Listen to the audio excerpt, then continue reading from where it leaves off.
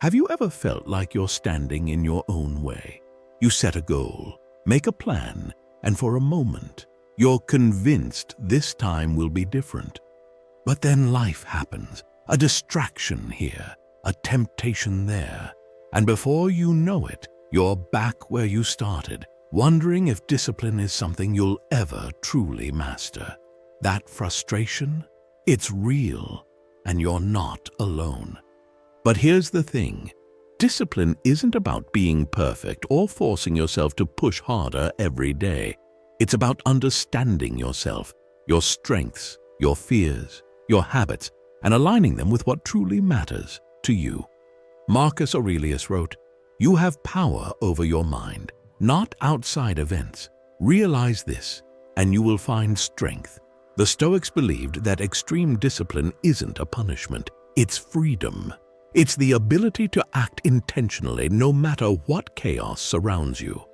In the next few minutes, we're going to uncover the 9 Stoic secrets that can transform the way you think about discipline. These are timeless lessons that have grounded warriors, philosophers, and leaders for centuries. They're not quick fixes or trendy hacks. They're principles designed to create a steady, unshakable foundation within you. Let's take this step together. Before we begin, please subscribe and tap the notification bell so you never miss out on more amazing videos like this. Let's get started. Understand the why. Why do you want to be disciplined? That's the question most people skip when they decide to get their life together. They jump straight to the how, creating routines, downloading productivity apps, or reading the latest self-help book. But without understanding the why, discipline becomes aimless. It turns into a grueling, unsustainable grind that fizzles out as soon as motivation wears off. The truth is, you can't build discipline around nothing.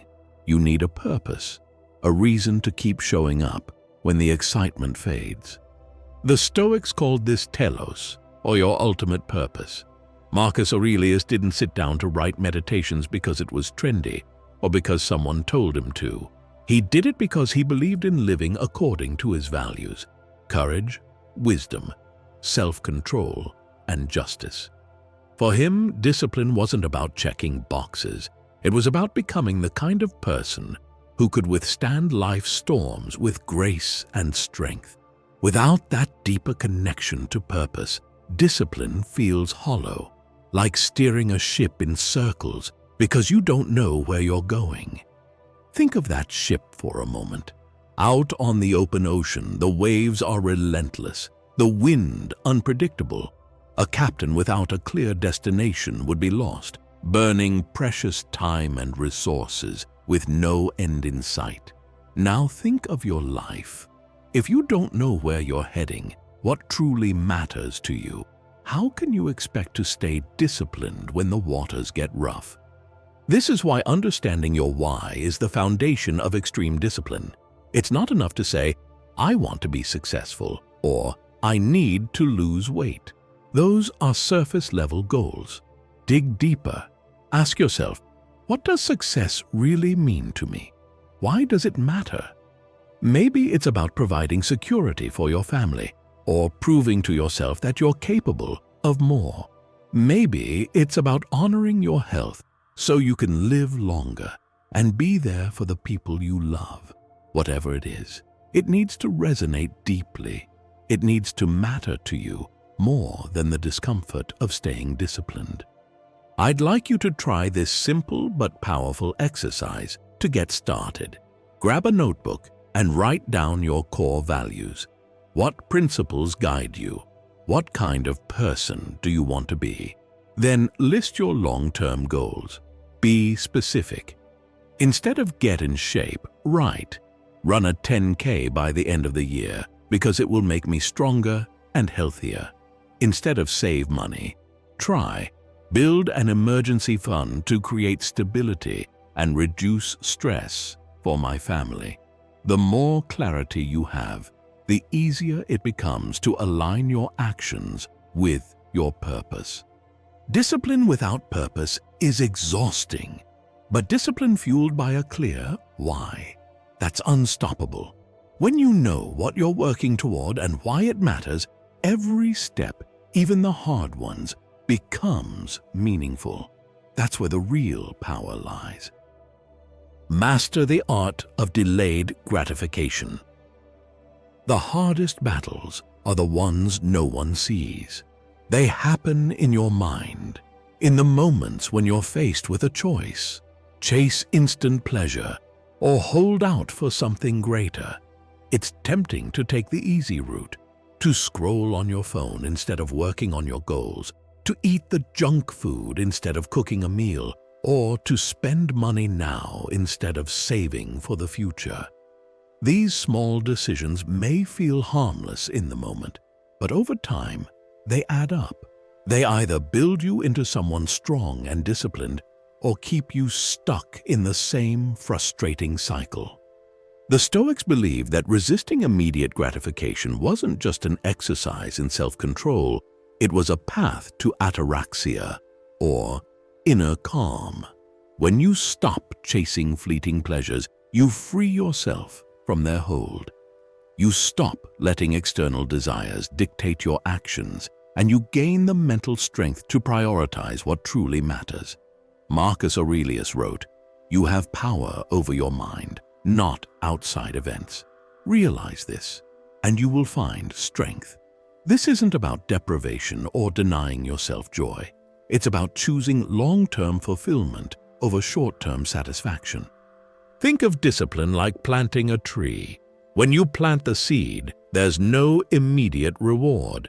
The soil looks the same, the seed is hidden, and nothing seems to change.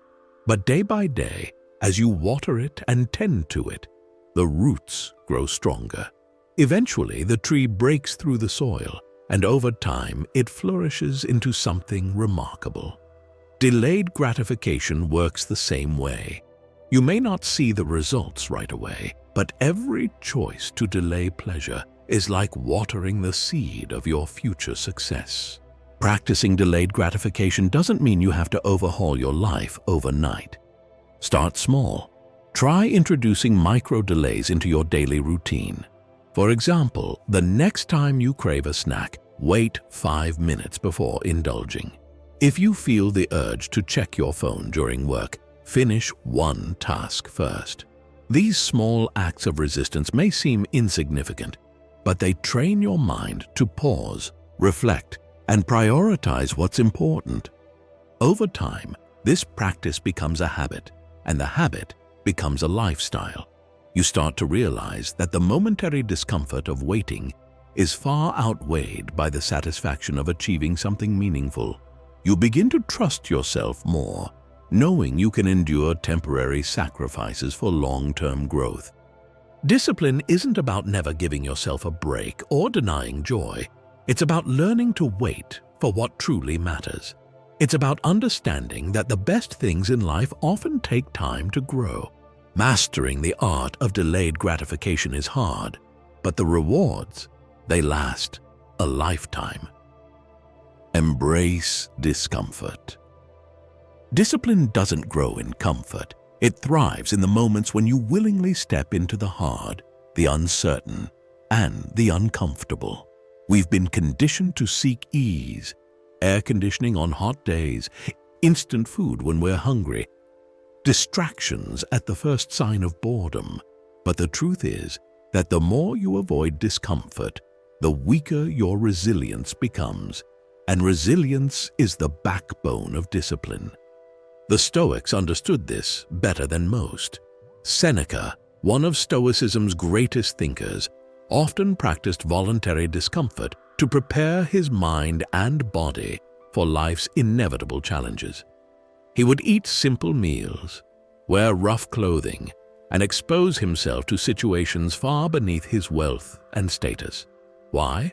Because he believed that when you can willingly endure discomfort, you gain control over your fears. You realize that the things you dread aren't as terrible as they seem, and that you are stronger than you give yourself credit for. Think of life as a blacksmith's forge. A piece of raw metal isn't strong or useful on its own. It has to be heated, hammered, and shaped to become a blade that can cut through anything. The same goes for you. Each time you step into discomfort, whether it's physical, mental, or emotional, you're refining yourself. You're building a stronger, sharper version of who you are. But embracing discomfort doesn't mean you have to throw yourself into extreme challenges overnight. Start small and let it build. Take a cold shower for a minute every morning. Push yourself to speak up in a meeting where you'd normally stay silent. Commit to finishing that one task you've been avoiding, even if it feels overwhelming. Each act of discomfort is like striking the forge, slowly shaping you into something stronger. And here's the beauty of this practice. Discomfort loses its power over you. What once felt unbearable becomes routine. The cold shower that shocked your body on day 1 becomes refreshing by day 10. The fear of failure that kept you from trying fades when you realize you're still standing after a setback. Every step into discomfort proves that you are capable of more than you thought. The world may tell you that a good life is a comfortable one, but the Stoics would argue otherwise. A good life is one where you're prepared for anything, where you've trained your mind and body to endure, adapt, and overcome. By choosing discomfort, you're not just building discipline, you're discovering the depth of your own strength. And that strength, it's unshakable. Build small, consistent habits. Discipline isn't about making one dramatic change. It's not a giant leap or an overnight transformation. Real discipline is built through small, steady steps. Actions so simple they almost feel insignificant at first. But over time, those small actions compound, shaping who you are in ways you can't see right away. The Stoics understood this deeply. Epictetus reminded us to focus on what's within our power, not on chasing perfection. He said progress is not achieved by luck or accident, but by working on yourself daily. The point isn't to be flawless, it's to keep moving forward, one deliberate choice at a time. Trying to overhaul your entire life in a single moment is overwhelming and unsustainable. But starting small? That's achievable. That's sustainable. Let's take a single drop of water hitting a rock. On its own, it seems like nothing. A drop is too small, too soft to make any difference. But over time, those drops wear the rock down, carving it into something new. Habits work the same way. Each small action, each drop, might seem trivial in the moment, but they build momentum. They create change. The key is consistency. Start with one habit, just one. Make it so simple that it's almost impossible to fail. For example, if you want to write every day, commit to journaling for 2 minutes. Not an hour, not even 15 minutes, just 2. If your goal is to exercise, begin with 5 push-ups or a short walk around the block. The goal isn't to do something monumental, it's to prove to yourself that you can show up. Once that habit feels natural, build on it. 2 minutes of journaling might turn into 5, then 10. A walk around the block might lead to running a mile.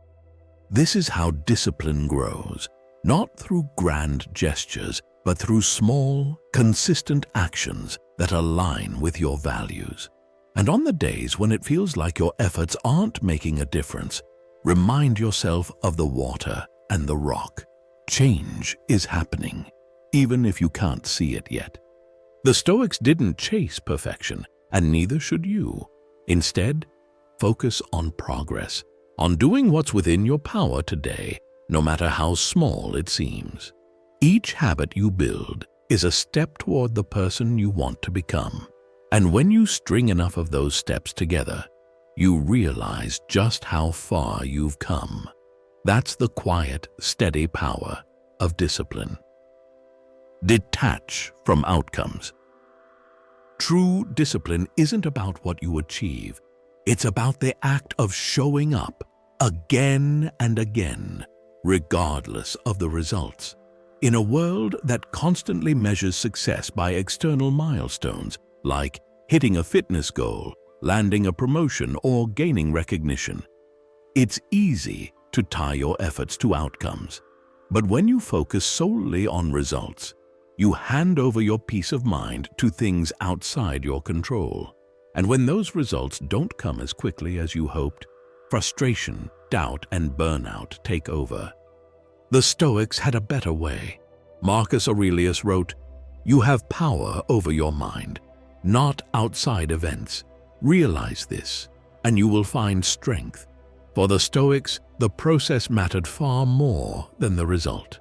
You can't always control the outcome of your efforts, but you can control the effort itself. Did you put in the work? Did you stay consistent? That's where your focus should be. Discipline isn't a guarantee of success. It's a commitment to the process, regardless of what happens next. Think about modern challenges like fitness or career growth. It's easy to obsess over the number on a scale or the size of your paycheck, but those outcomes are often influenced by factors you can't predict. Genetics, market conditions, timing. If you measure your discipline by these external markers, you're setting yourself up for disappointment. Instead, shift your attention to the process. Did you stick to your workout plan? Did you give your best effort at work today? These are the questions that truly matter, because they keep the focus on what you can control. You can start by tracking your effort instead of your outcomes. If you're working toward a fitness goal, create a habit tracker where you check off each day you complete your workout or meal prep. Don't worry about the scale. Worry about whether you showed up. If you're chasing a career goal, keep a journal of the steps you're taking, the calls you made, the skills you learned, the hours you put in. Celebrate the process, not just the results. When you detach from outcomes, you free yourself from the constant pressure to perform. You stop seeing setbacks as failures and start viewing them as part of the journey. Every step you take becomes valuable, not because of where it leads, but because of what it builds within you: resilience, consistency, and strength. The world may tell you that success is measured by what you achieve, but the Stoics knew better. Success is measured by how you live, by the choices you make, the effort you give, and the discipline you build along the way. Let go of the outcomes. Focus on the process. That's where the real growth happens. Control your environment. Discipline isn't just about willpower, it's about strategy. If you rely solely on mental strength to resist every temptation, you'll eventually burn out. The smarter approach: shape your environment so that it works for you, not against you. When your surroundings align with your goals, discipline becomes less of a battle and more of a natural flow. The Stoics emphasized the importance of minimizing external chaos to maintain inner tranquility. Epictetus advised, "If you want to improve, be content to be thought foolish and stupid." This wasn't just about ignoring criticism, but about stripping away distractions and unnecessary influences that pull you away from what matters. In today's world, distractions come in endless forms: cluttered spaces, constant notifications, and social media feeds designed to steal your attention. These aren't just minor inconveniences, they're barriers to focus, discipline, and peace of mind. Take a look at your physical environment. Is your desk piled with papers and random items that distract you? A cluttered space creates a cluttered mind. By tidying up and organizing your surroundings, you're not just making things look nicer, you're creating a space where discipline can thrive. The same goes for your digital world. Notifications, endless scrolling, and an overflowing inbox are modern distractions that drain your energy.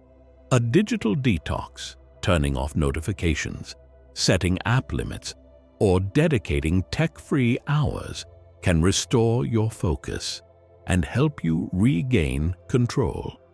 Think of your environment as a foundation for success. You wouldn't plant a garden in rocky, nutrient-deprived soil and expect it to flourish. The same applies to discipline. You need to create conditions where it can grow.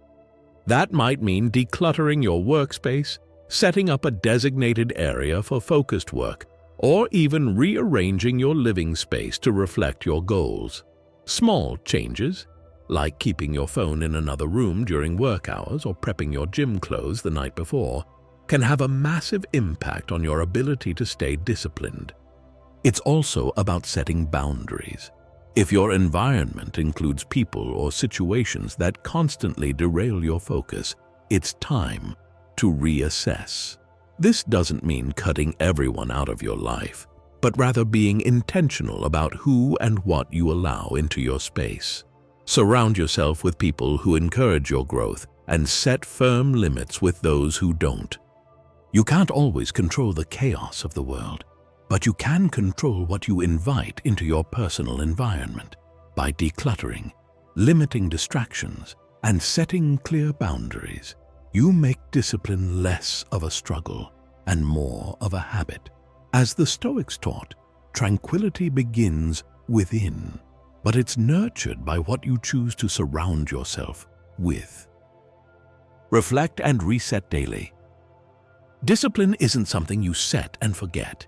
It's a daily commitment, refined and strengthened through reflection. Without taking time to pause and look inward, your actions can become mechanical, disconnected from your purpose. True discipline comes from understanding yourself, your progress, your setbacks, and the lessons each day brings. And the simplest way to do that? Through daily reflection. The Stoics were masters of this practice. Marcus Aurelius, one of history's most disciplined leaders, documented his reflections in meditations. These writings weren't for anyone else. They were for himself, a way to evaluate his actions, realign with his principles, and prepare for the challenges ahead. He didn't dwell on his mistakes or pat himself on the back for his successes. Instead, he used journaling as a tool to deepen his self-awareness and stay grounded in his values. Reflection isn't just about looking back, it's about looking forward. By taking a few minutes each day to review your choices, you build a clearer picture of where you're excelling and where you need to improve. Over time, this practice sharpens your self-awareness, helping you identify patterns and make adjustments. It's like checking your compass on a long journey. Even if you veered off course, a quick recalibration ensures you're heading in the right direction. Start small with your daily reflection.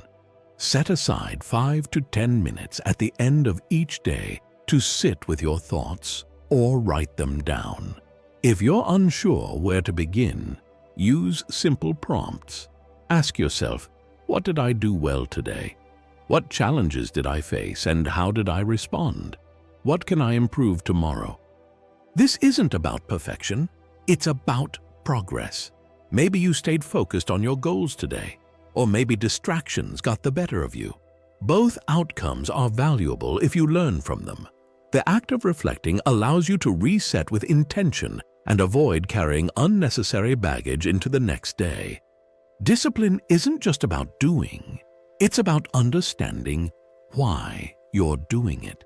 Reflection connects your daily actions to your deeper purpose. It reminds you of your values and keeps you aligned with them, even when life gets chaotic. And when you stumble, and you will because discipline isn't flawless, reflection gives you the clarity to get back on track without guilt or self-doubt.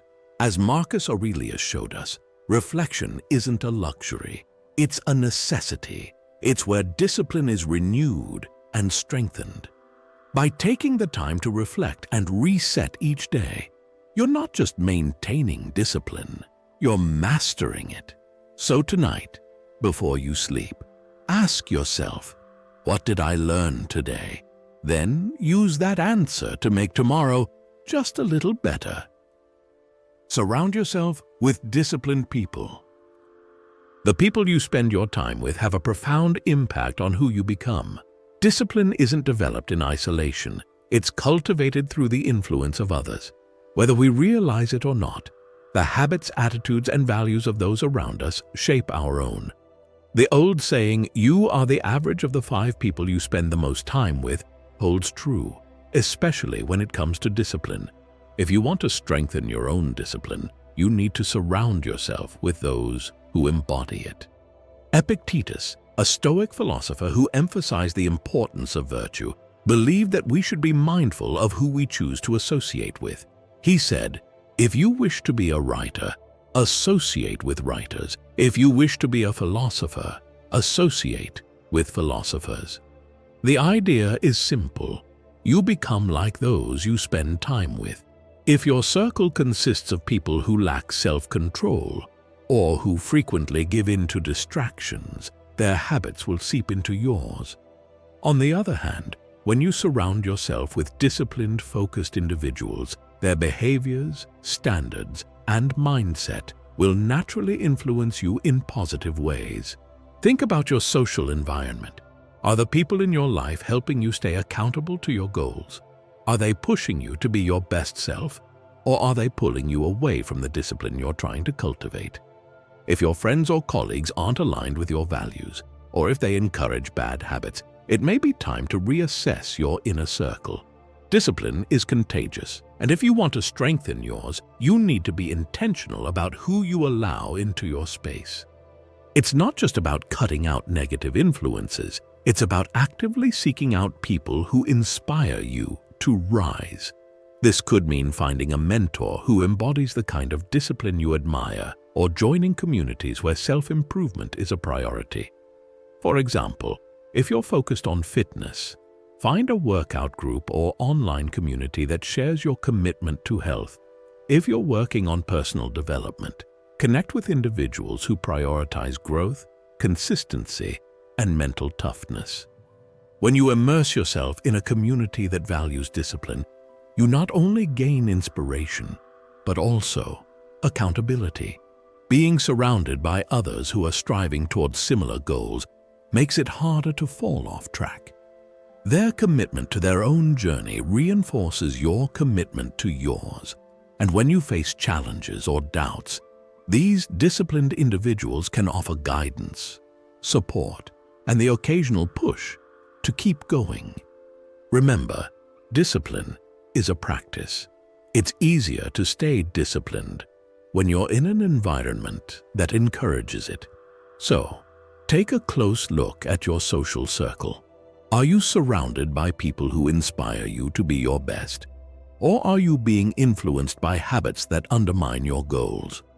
If it's the latter, it's time to seek out those who embody the discipline you want to develop. Seek out those who challenge you, who encourage you, and who hold you accountable. Your environment plays a critical role in shaping your character and your discipline. Choose wisely. Practice gratitude and celebrate wins. Discipline isn't just about forcing yourself to do hard things. It's about finding joy in the process and celebrating the small victories along the way. Too often, we get caught in the pursuit of the next big goal, fixated on what's still left to achieve. But true discipline isn't about reaching an endpoint. It's about embracing the journey, acknowledging your progress, and finding gratitude in every step forward. The Stoics understood the power of gratitude. Marcus Aurelius, in Meditations, often reflected on the importance of recognizing the abundance in life, even amidst hardship. He wrote, "Dwell on the beauty of life, watch the stars, and see yourself running with them. This simple act of focusing on the good, of acknowledging what you have rather than what you lack, shifts your perspective in profound ways. When you practice gratitude, you shift your mindset from one of scarcity to one of abundance, strengthening your resolve to keep moving forward, no matter the challenges. Gratitude isn't just an emotional response. It's a powerful tool that supports your discipline. When you acknowledge your achievements, no matter how small, you reinforce the behaviors that got you there. Every step you take toward your goal deserves recognition.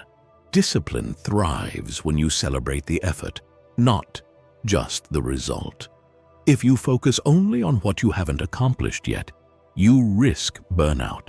But when you celebrate what you have done, you build momentum, boost your motivation, and increase your capacity to stay disciplined. Start by celebrating small victories. Did you stick to your workout routine this week? Did you manage to work on your project even when distractions were tempting? That's progress, and it deserves to be acknowledged. The more you celebrate, the more you affirm the positive habits that keep you moving forward.